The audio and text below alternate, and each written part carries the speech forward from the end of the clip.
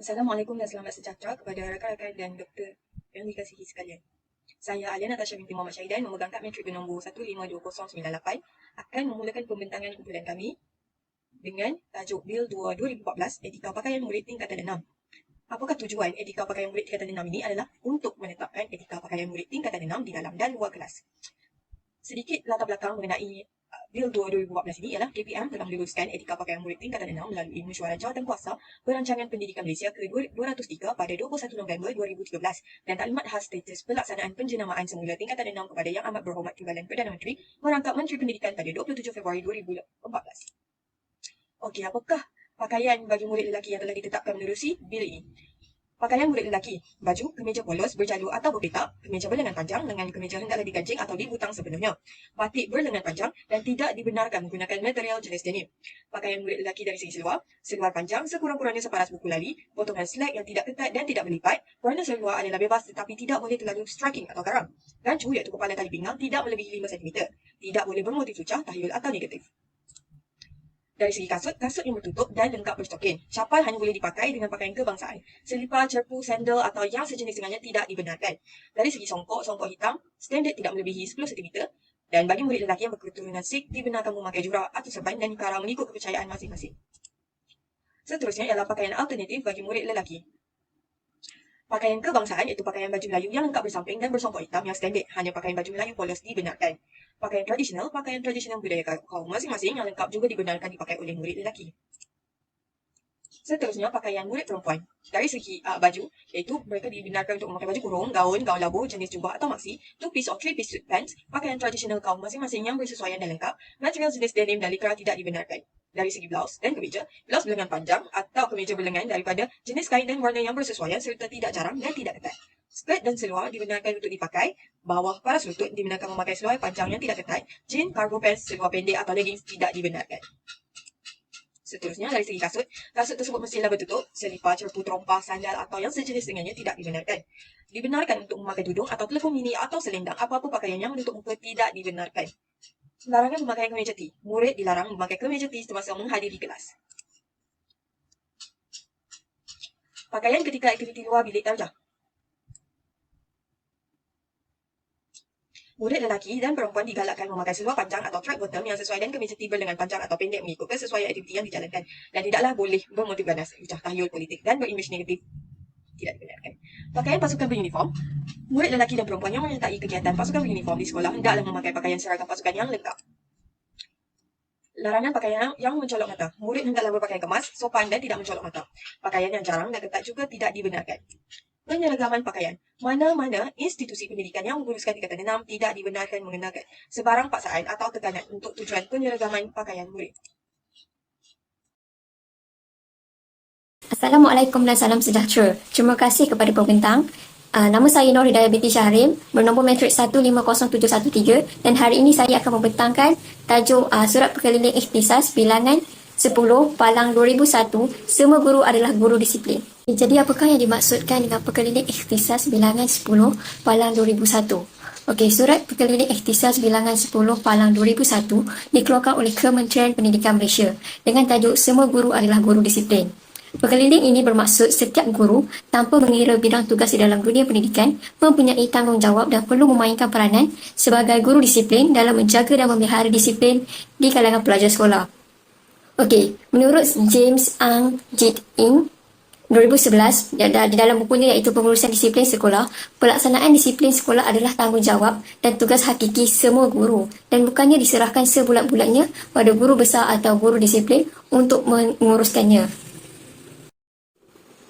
Kementerian Pendidikan telah dimaklumkan bahawa dalam menyelesaikan masalah disiplin di sekolah, ramai guru telah menyerahkan masalah tersebut kepada guru-guru tertentu atau menyerahkannya kepada pengetua atau guru besar walaupun masalah yang ditimbulkan oleh murid tersebut adalah masalah yang remeh-temeh. Perkara ini juga telah mendapat perhatian daripada jemaah menteri dan menyarankan supaya bilangan guru disiplin ditambah di sekolah-sekolah.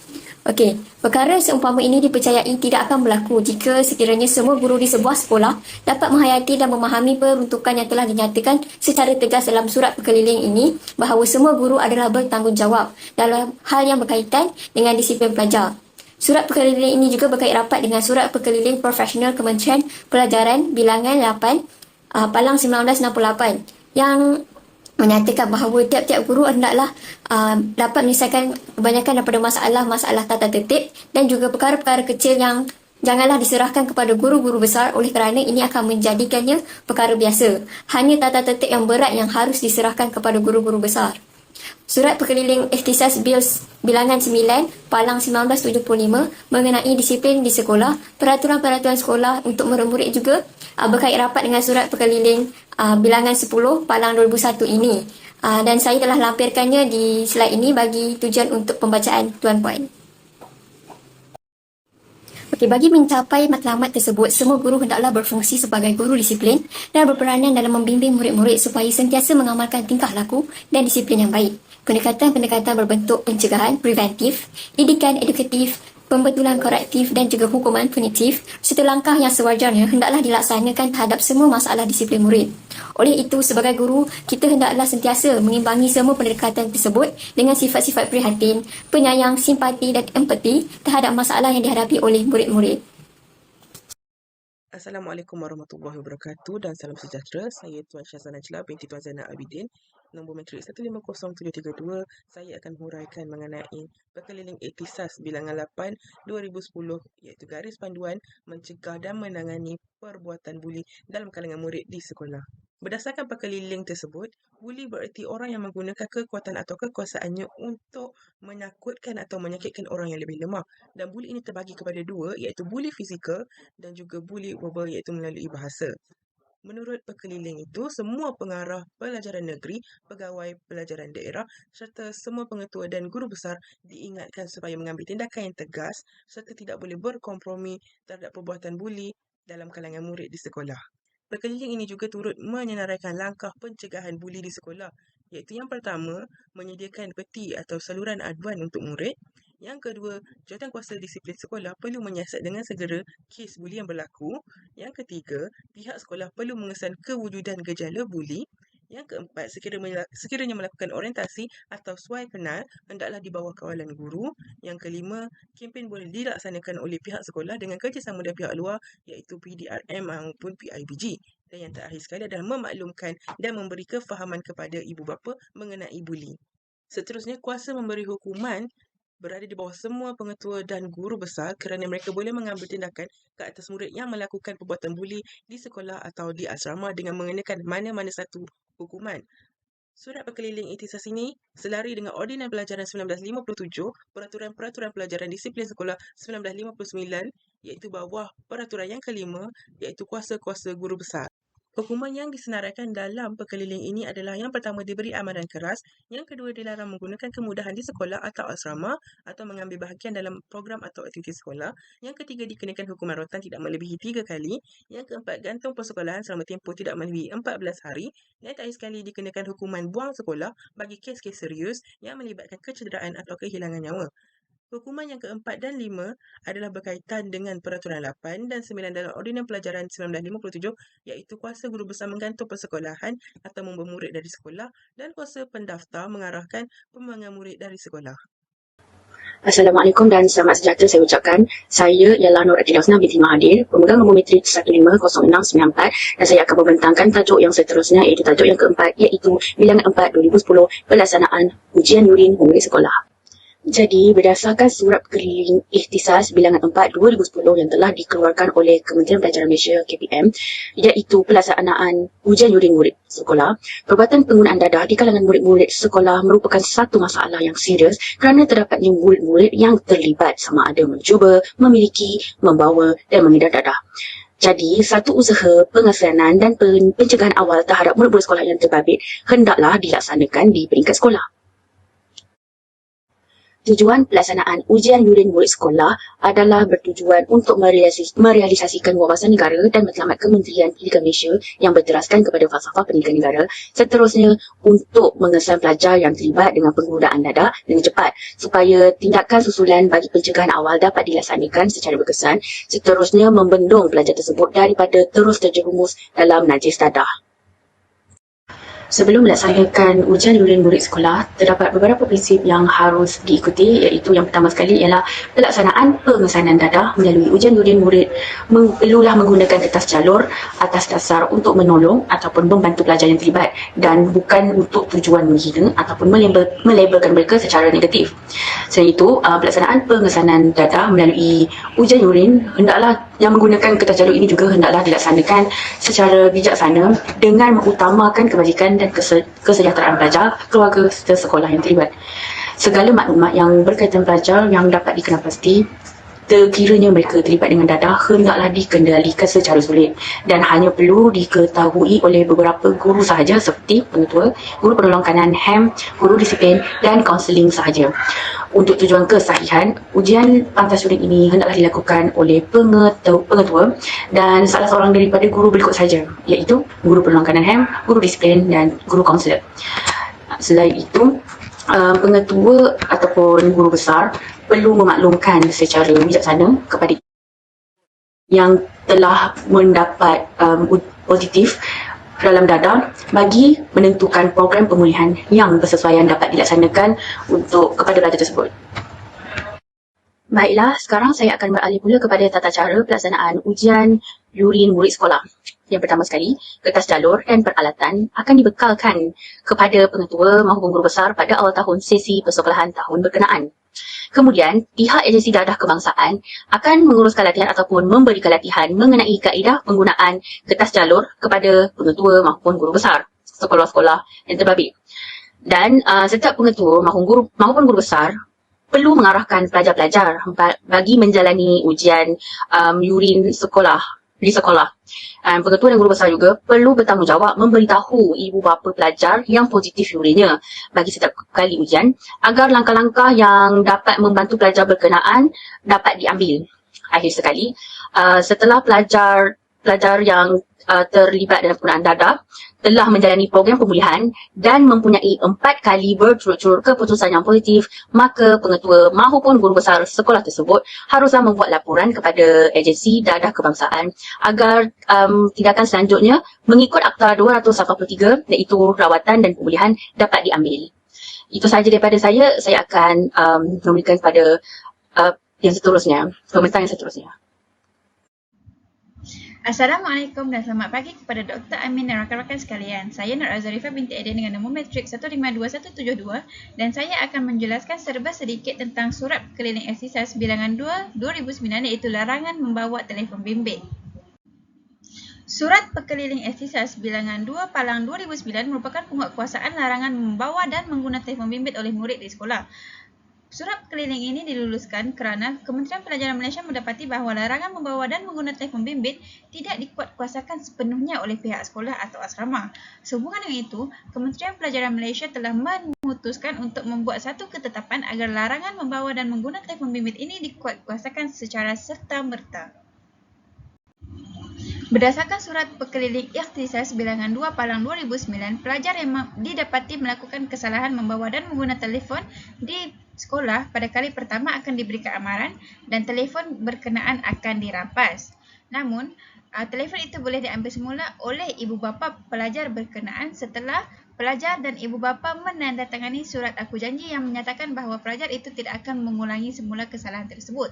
Namun, apabila kesalahan itu berulang untuk kali kedua, maka pelajar itu akan dikenakan larangan menggunakan kemudahan di sekolah atau asrama serta larangan penglibatan dalam sebarang aktiviti sekolah, di mana setiap larangan ini meliputi larangan penggunaan kemudahan di perpustakaan atau pusat sumber pada suatu tempoh tertentu, larangan keluar dari asrama bagi pelajar berasrama untuk 1 cuti hujung minggu atau cuti am, larangan penglibatan dalam sebarang aktiviti sekolah seperti lawatan dan perkemahan pada suatu tempoh tertentu dan akhir sekali, larangan penyertaan dalam aktiviti ko-kurikulum atau sebarang pertandingan sukan di sekolah pada suatu tempoh tertentu. Sekian daripada saya menyerahkan pembentangan kepada pembentang seterusnya. Terima kasih. Assalamualaikum dan salam sejahtera. Nama saya Raja Sofia Balkis binti Raja Isdin Chulan dengan nombor matrik 152557 akan menyambung pembentangan tentang Bil 11 2005 iaitu pembatalan pekeliling penggunaan telefon bimbit di sekolah. Baik, melalui Surat Perkeliling Ikhtikhaz Bilangan 1/2006, Kementerian Pelajaran telah meneliti semua pandangan dan reaksi pelbagai pihak mengenai penggunaan telefon bimbit di kalangan murid sekolah. Oleh itu, Kementerian Pelajaran memutuskan untuk membatalkan Surat Perkeliling Ikhtikhaz Bilangan 11/2005 iaitu Garis Panduan Penggunaan Telefon Bimbit oleh Murid Sekolah yang bertarikh 23 Disember 2005 berkuat kuasa mulai tarikh Surat Perkeliling Ikhtikhaz. Kementerian Pelajaran telah mengambil inisiatif ini adalah kerana beberapa faktor yang dianggap sedikit sebanyak mengganggu sesi pembelajaran di sekolah. Antara faktor pembatalan perkeliling penggunaan telefon bimbit di sekolah adalah kerana yang pertama, pelajar tidak fokus dalam sesi pembelajaran. Hal ini amat penting kerana dapat dilihat apabila pelajar membawa telefon bimbit ke sekolah, mereka lebih fokus dengan bermain handphone berbanding mendengar apa yang guru mengajar ataupun fokus dengan pelajaran yang telah diberikan. Selain itu, kes kecurian dan keciciran telefon bimbit semakin meningkat. Hal ini tidak dapat disangkal lagi kerana apabila pelajar membawa telefon bimbit, terutamanya telefon bimbit yang mahal seperti iPhone, maka ia sedikit sebanyak akan menjadi salah satu bahan yang dicuri. Di samping itu, berlakunya peningkatan kes meniru dalam peperiksaan. Disebabkan telefon bimbit alih ini mudah untuk mendapat maklumat secara mudah, jadi pelajar sedikit sebanyak menggunakan kemudahan ini dan meniru dalam peperiksaan. Akhir sekali, ia sedikit sebanyak mengganggu sesi pembelajaran dan pengajaran dengan bunyi yang kuat. Seperti kita semua maklum, telefon bimbit mempunyai nada dering yang kuat. Jadi apabila pelajar membawa telefon bimbit ke sekolah, ia mengganggu proses pembelajaran kerana berlakunya ada nada dering penghantaran mesej, call dan sebagainya. Jadi itu sahaja daripada saya. Sekian, terima kasih. Assalamualaikum kepada Dr. Amin dan rakan-rakan. Nama saya Ainur Najah binti Muhammad Yusof, nombor matrik 151535. Saya akan menerangkan tajuk 7 iaitu Bil 7 2003 Kuasa Merawatan Murid. Berdasarkan Surat Perkeliling Ikhtisas Bil 7/2003, kuasa merawatan diberikan oleh Kementerian Pendidikan berasaskan peruntukan yang disediakan dalam Peraturan-Peraturan Pelajaran Disiplin Sekolah 1959 di bawah Ordinan Pelajaran 1957. Di dalam surat perkeliling ini terdapat Peraturan 5 dan Peraturan 6 yang berasaskan Ordinan Pelajaran 1957 yang perlu dipatuhi bagi menjalankan hukuman rotan. Pengetua, guru besar ataupun guru-guru yang diberikan kuasa untuk menjalankan hukuman rotan ini perlu menyadari bahawa hukuman rotan ialah proses pendidikan dan bukanlah alat untuk merosakkan ataupun mencederakan fizikal dan mental murid. Tindakan merotan di khalayak ramai adalah dilarang sama sekali kerana hal ini akan menjatuhkan maruah dan akan memberikan kesan negatif kepada murid. Seterusnya, guru besar boleh mewakilkan guru-guru lain bagi menjalankan hukuman rotan, tetapi perlulah melalui surat penurunan kuasa menjalankan surat penurunan kuasa melaksanakan hukuman rotan.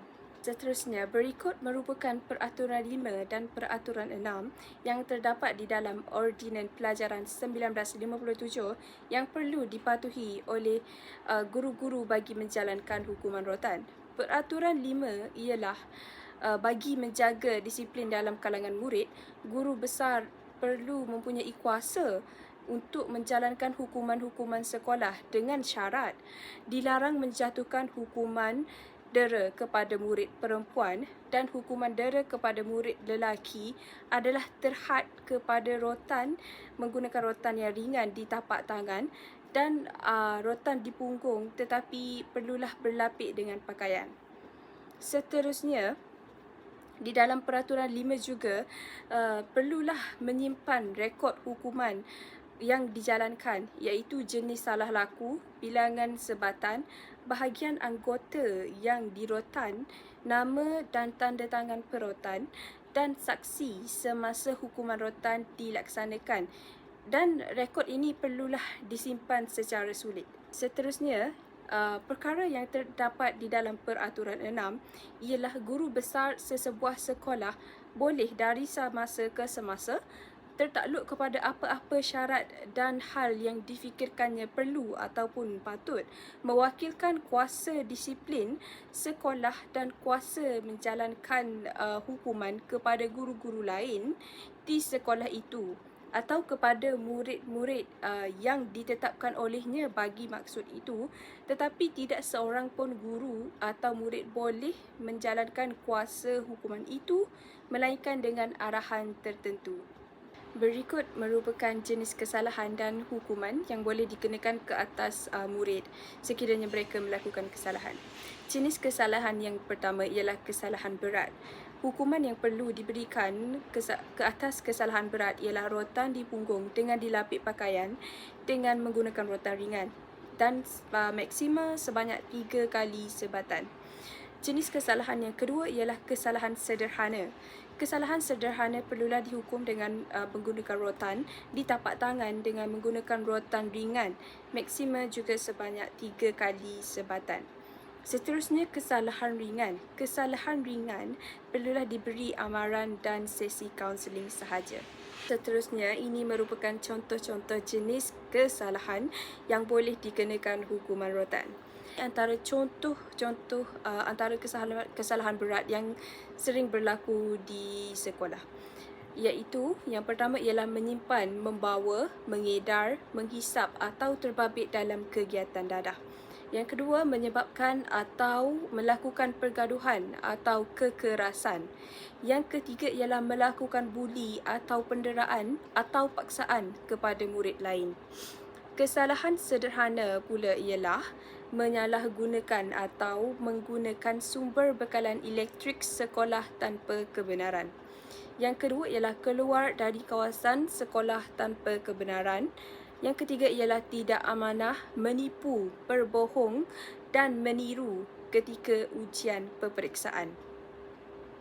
Kesalahan ringan pula ialah berambut panjang atau menyerupai kumpulan tertentu, keluar dari bilik darjah tanpa kebenaran dan menyimpan atau menggunakan alat permainan kepunyaan sekolah tanpa kebenaran.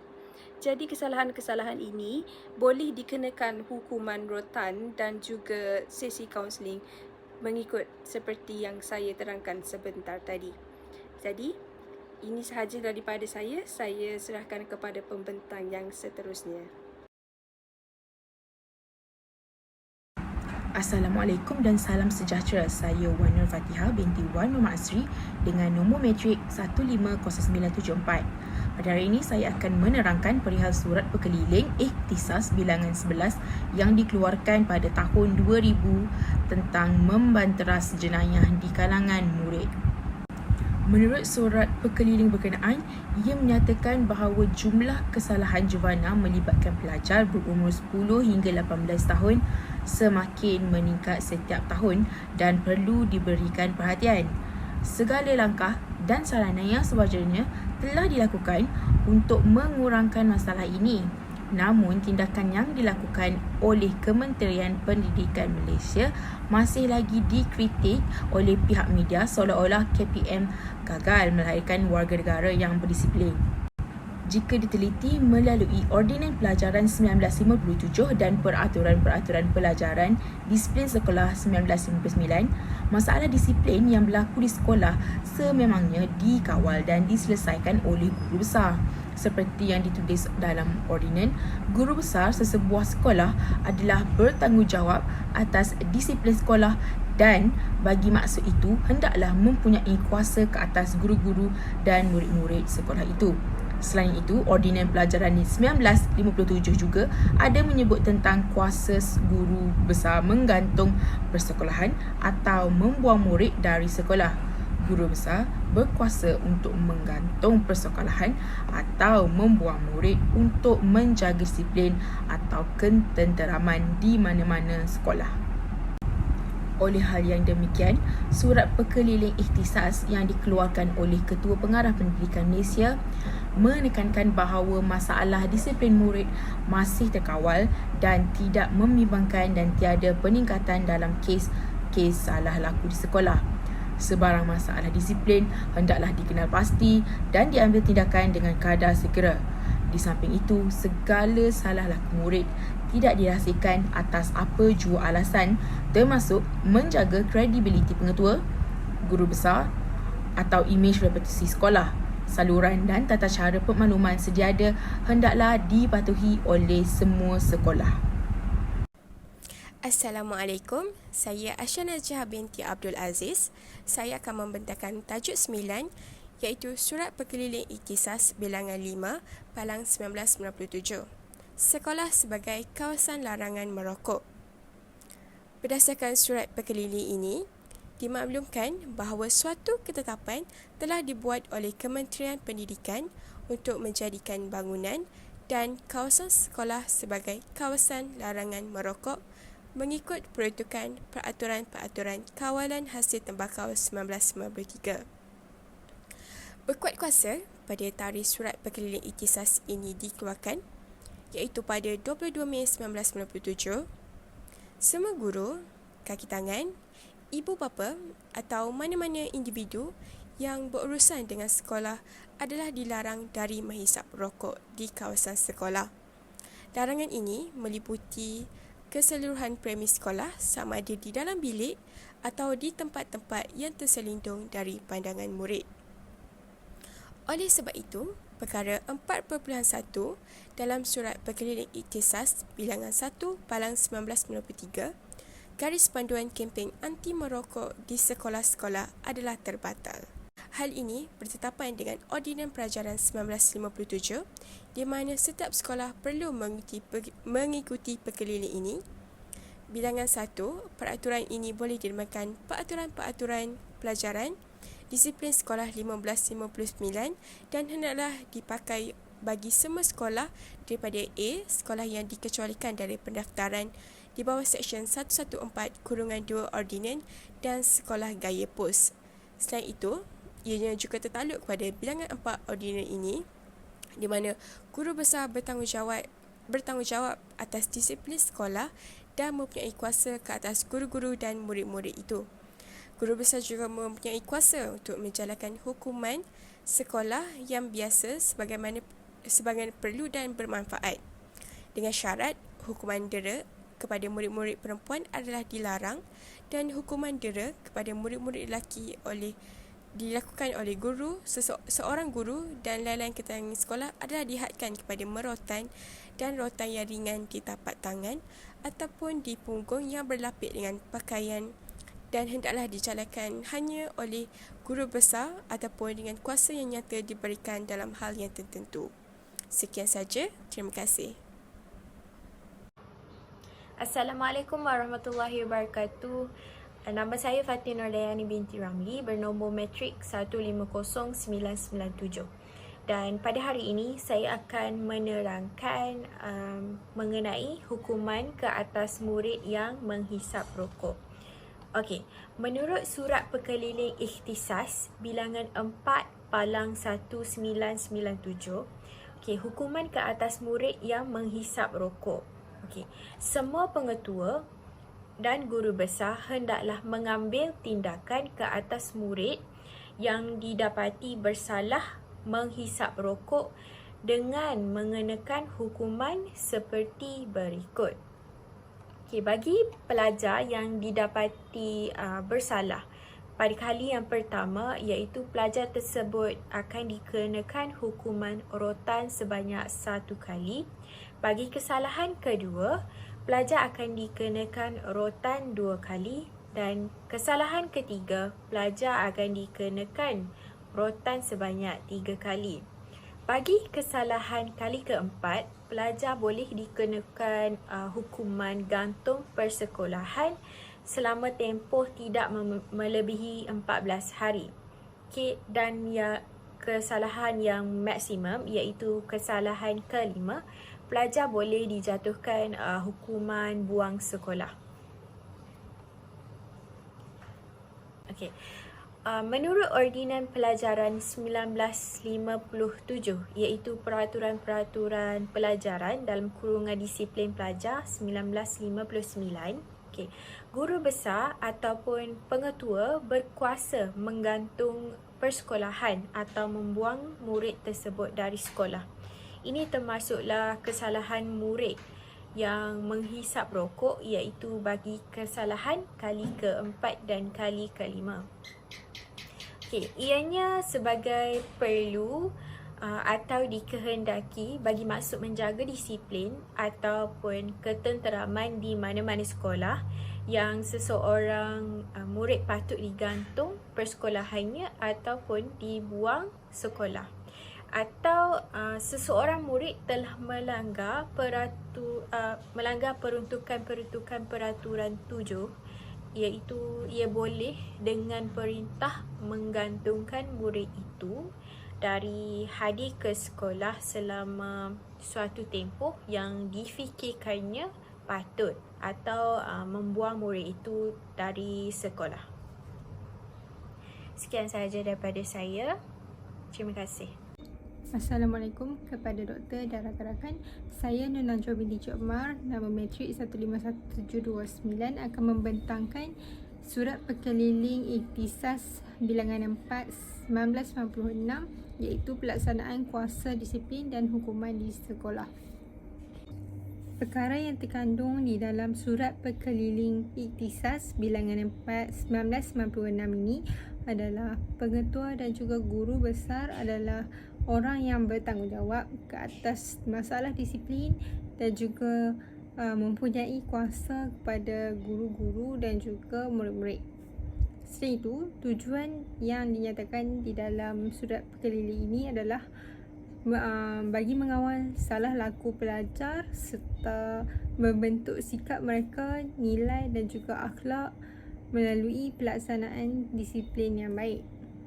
Selain itu, peraturan-peraturan pelajaran disiplin sekolah 1959 menyatakan guru besar hendaklah mempunyai kuasa hukuman-hukuman sekolah yang biasa sebagaimana perlu ataupun bermanfaat, dengan syarat, iaitu syarat bagi melakukan hukuman adalah hukuman dera kepada murid-murid perempuan adalah dilarang, dan seterusnya adalah hukuman dera kepada murid-murid lelaki oleh seorang guru atau lain kaki tangan adalah dihadkan kepada merotan ringan di tapak tangan atau punggung yang berlapik dengan pakaian. Hukuman ini juga perlu diberi kebenaran oleh guru besar sekiranya perlu dilakukan oleh lain kaki tangan. Oleh itu, sekian, terima kasih. Assalamualaikum warahmatullahi wabarakatuh dan selamat sejahtera kepada Dr. Amin dan rakan-rakan.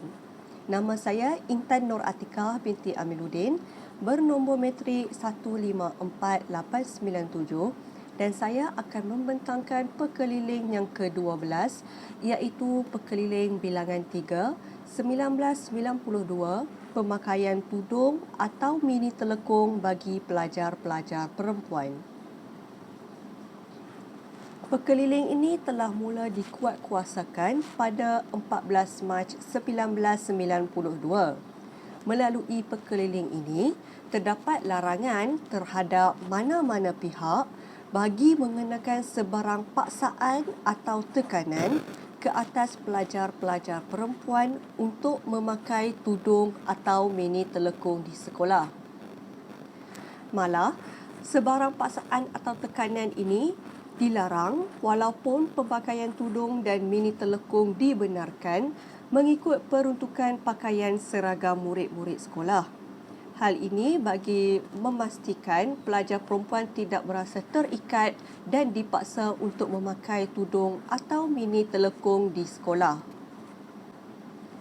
Berikut merupakan contoh-contoh tudung yang dipakai oleh pelajar-pelajar perempuan di sekolah pada masa kini. Kebiasaannya, tudung yang dipakai adalah berwarna putih ataupun berwarna hitam.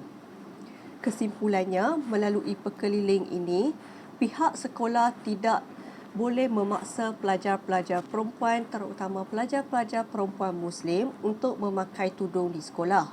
Sebarang paksaan akan dikenakan tindakan kerana telah memaksa pelajar perempuan untuk memakai tudung tanpa kerelaan mereka di sekolah. Sekian sahaja daripada saya. Sekian, terima kasih.